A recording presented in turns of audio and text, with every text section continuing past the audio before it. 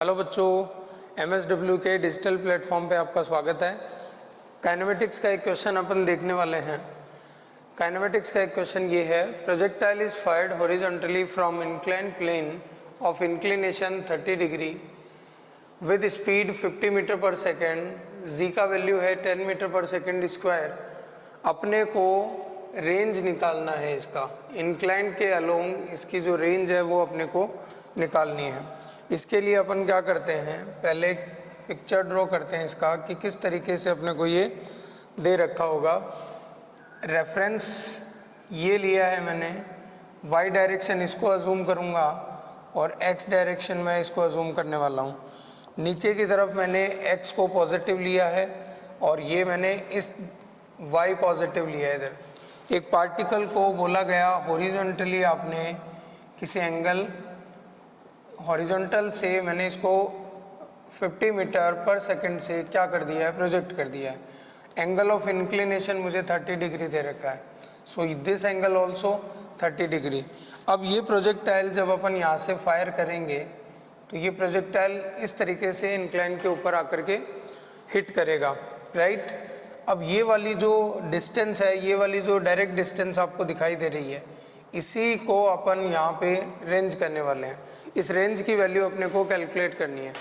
इससे पहले यहाँ पर अपन जानते हैं कि ग्रेविटी जो है वो डायरेक्टली डाउनवर्ड डायरेक्शन में काम कर रही होगी। सो ग्रेविटी के यहाँ अपने को कंपोनेंट्स लेने होंगे along the plane and perpendicular to the plane. ये वाला एंगल 30 डिग्री है तो ये 90 माइनस थीटा, ये कितना आएगा आपका 30 डिग्री आ जाएगा। तो इधर आएगा जी कॉस 30 और इधर आएगा जी साइन 30, राइट। और अगर आप इस वेलोसिटी के कंपोनेंट लेना चाहते हैं तो अलोंग द प्लेन इसका कंपोनेंट आ रहा होगा 50 कॉस 30 डिग्री और परपेंडिकुलर टू द प्लेन इसका कंपोनेंट आ रहा होगा 50 साइन 30 डिग्री। अब अगर मैं यहाँ u वेक्टर आपसे बोलूँ या अपन x और y डायरेक्शन को सेपरेट कर लें, x और y डायरेक्शन अगर मैं सेपरेट करता हूँ तो देखिए क्या बनता है इधर। अगर मैं ux की बात करता हूँ तो ये आएगा 50 cos 30 की वैल्यू कितनी होगी, √3/2 आएगी क्या, तो ये आएगा 25√3, ये आ गया। और अगर अपन ax की बात करें तो ax यहाँ पे कितना आएगा, जी साइन 30 डिग्री आएगा। जी साइन 30 क्या मैं इसको g/2 बोल सकता हूँ।